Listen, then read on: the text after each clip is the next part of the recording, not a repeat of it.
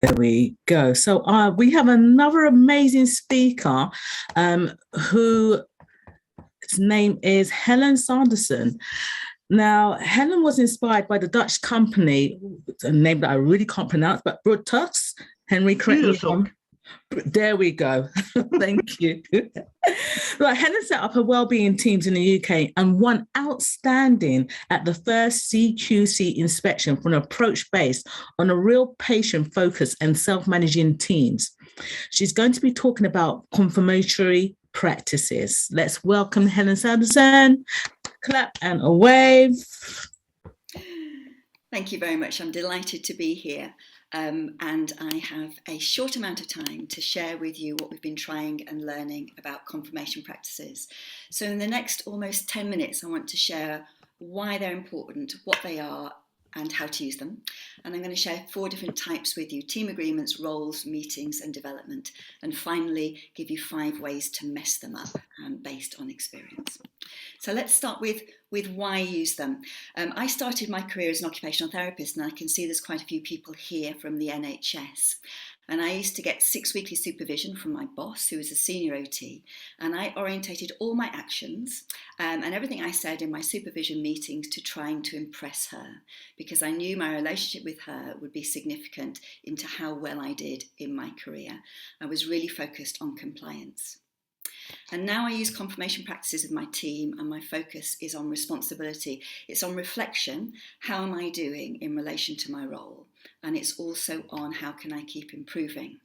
So for me, confirmation practices has changed my approach from compliance to responsibility, and changed my relationship with the person I perceive to be in power over me to one that's much more a peer relationship with my team. And what they are is they were developed by Andy Brogan from Easier Inc. And they're simple routines for systematic reflective practice. At its simplest level, it's a table with 4 columns, and you give yourself a score. So I want to share with you 4 ways that we can use them in organisations and share some of my experience in using them. So this is the first one. If you're a fan of Brené Brown, and I am, Brené talks about clear being kind. And one of the ways that we can do this, particularly in self-managing organisations or organisations that want to really pay attention to the culture of the organisation, is put together team agreements. And a team agreement is, how do we want to show up together? How do we want to be together? And I have a bullet journal and a printed out team agreements that sits inside my bullet journal that looks like this. And we developed our team agreements 4 years ago, and we review them every 4 months, and we use confirmation practices as a way to review them. And you'll see there that my first statement is we choose courage over comfort and do what we believe is right over what is easy. And we ask for feedback to help us develop and grow. So this is what it looks like in confirmation practices. So this is my confirmation practice around my team agreements. So we restate them as individual statements rather than collective statements. So as you can see, my first one is, I'm confident that I'm choosing courage over comfort and doing what we believe is right, not what's easy. And I'm confident that I'm asking for feedback to help me grow and develop. And then the next thing you do is you give yourself a score between 1 and 5. 5 is, I'm doing this absolutely the best way that I possibly can, absolutely nailing it. 1 is, I'm barely starting.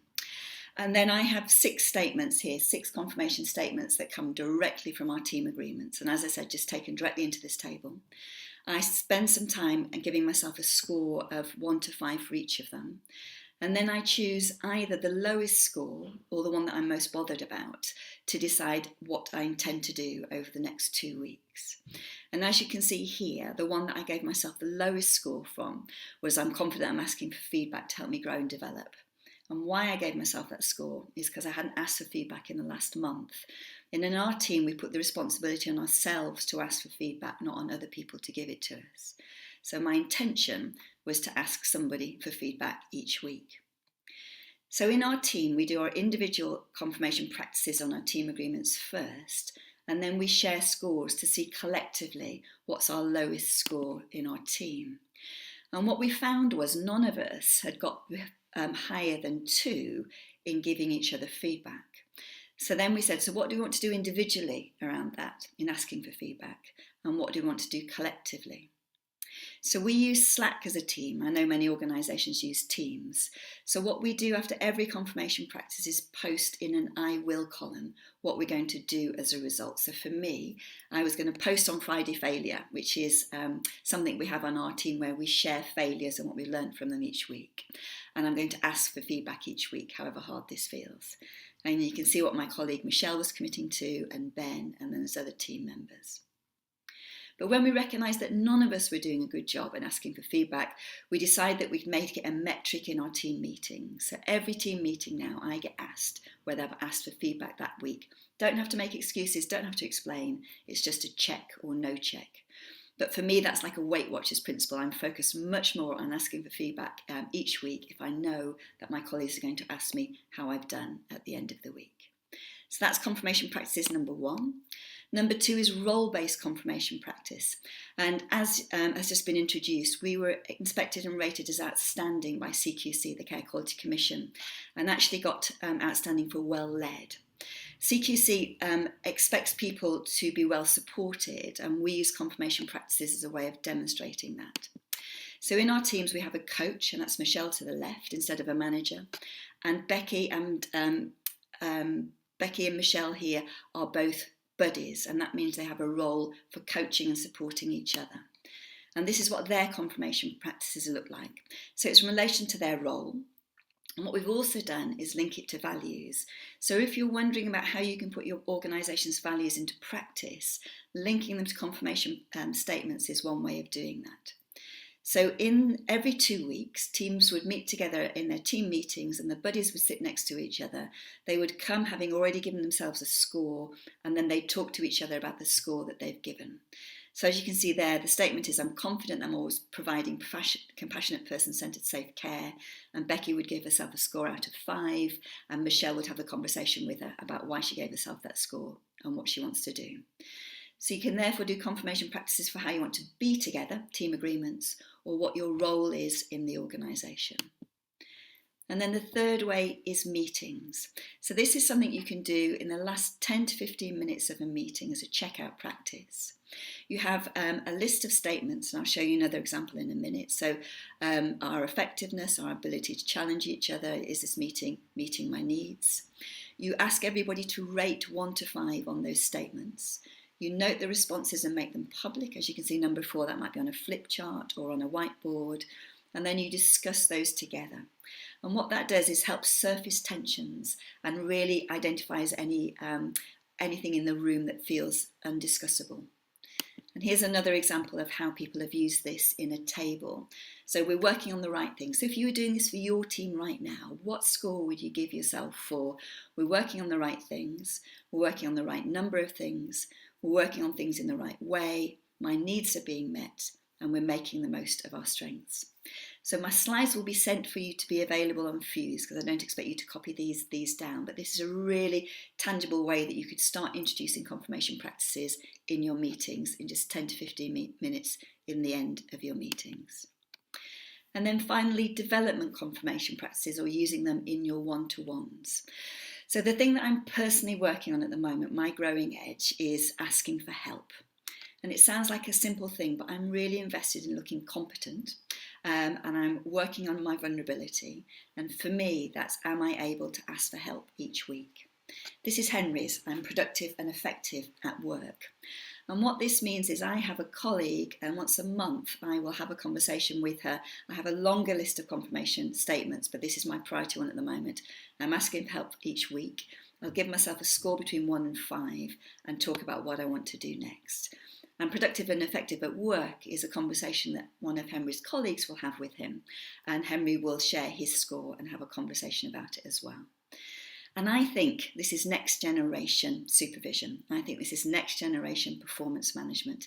I think this is moving from compliance with goals, etc. Not that goals aren't important, but compliance with how you want to grow and develop as a person and how to score yourself on that, your reflections on it, and then ask for feedback from other people as well.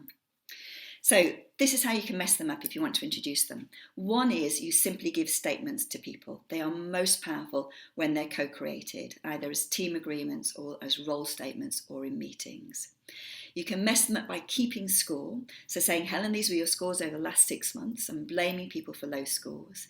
You want people to feel confident and comfortable scoring themselves low because a low score leads to action.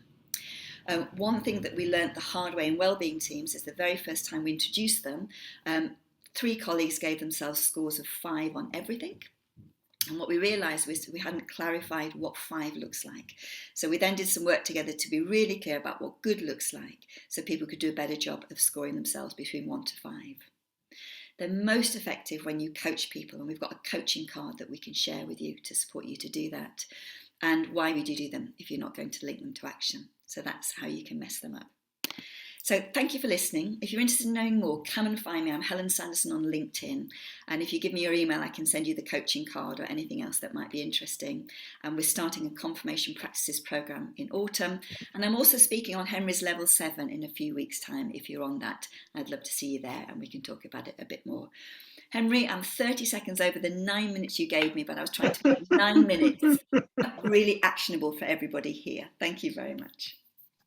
Perfect. So the question I think you were going to ask was, what would your confirmation practice be? Is that right? Yes. So if you had one statement like Henry's or like mine, I'm asking for help, what would a confirmation practice statement be for you? Something that you're committed to doing that will make a difference to how you work. What would your statement be? And it's stated in the positive. But there's one straight in there, Helen. How did you compose the list of team agreements? We looked at what was working and not working for us as a team. And on the basis of what was working, we said, what might we need to agree to make it more likely that what was working will continue? And then what wasn't working or what we could improve in, we then turned into statements as well. So, and Brené Brown's done some fantastic research to say how important it is to get clear about how you want to be together. And these kinds of statements are a way to do it. But a bit like ground rules on a course, you can do great statements and nobody ever refers to them again, so they don't make any difference. But that's how we did it. What's working and not working for us as a team, and what agreements do you want to make that would make it more likely to do that. And the team was open to that, Anne, but as you can see, we've become braver every time we've reviewed them and tweaked them. So teams often start with things that they feel more comfortable with and then become braver as we put them into practice. And have a quick look in the chat, Helen. What do you think of the confirmatory practices in the chat? These are great. So things like, I would have a statement about difficult conversations. Isabel, you'd probably put it something like, I am having courageous conversations every week. And then you could score yourself on 1 to 5 about whether you're doing them or not. So that's probably how you'd frame a question like that. Adela's put, I'm making an impact. That's fantastic. And then you need to define what making an impact means to you. And great confirmation practices also have metrics attached to them. So if part of your role was around generating income, you might say, I'm making an impact. And the metrics that we'd use to see that is, I'm generating £3,000 a month, which might be your target. I am X, Y, and Z. So then defining impact would be really helpful. Only having half my day booked with meetings. Martin, you might want to be a bit broader than that, which might be, I'm using my time well. And that might be one of the ways that you're using your time well, but there might be other ways as well that would be indicators about you using your time. And one of the big differences between confirmation practices and other things is they're not goals, they're practices that you'd be doing. So Rachel's given a great one there, is I'm making time to reflect each day. And again, that's fairly simple to give yourself a score of between 1 to 5 on. Then, Henry, I could talk forever on these, but I'm relying on you to... Okay, I'll get one more question. Were any team members resistant, and how did you overcome them? In Wellbeing Teams, no, because it was part of the culture that we introduced right from the beginning. I'm working with another team at the moment, and one person in particular is struggling to do this and thinks that they're doing it already. But I think the key thing is having the first conversation about what's wrong with performance management at the moment. So if we can make confirmation practices an answer to something that may not be working well, I think it's much easier for people to see the value of it, as opposed to, let's introduce this crazy, wonderful new thing we've heard about. So how can you make it part of a problem that we're trying to solve? So an open conversation about what's wrong with current performance management might be a place to start. So this is basically a contrast to those annual performance management appraisals. Yes. Absolutely, absolutely. Been transformational to me, for me personally, and I really encourage people to have a go. Okay, how do you make sure that these questionnaires don't feel like more admin for managers, coaches and buddies? Well, I think if you say we're replacing traditional performance management or one-to-ones with this, so you're swapping like for like. But one way to introduce it is, instead of going in and having our usual one-to-ones, let's generate together a list of statements that reflect your role and what matters in your role and what really matters. And let's do that. And then in our meeting together, you score yourself, and then we can have a conversation about the scores.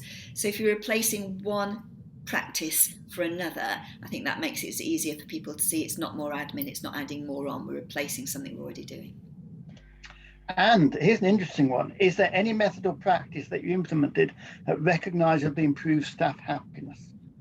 I think this isn't evidence, but I think it does, because what it does is it enables us to have difficult conversations before they become big problems.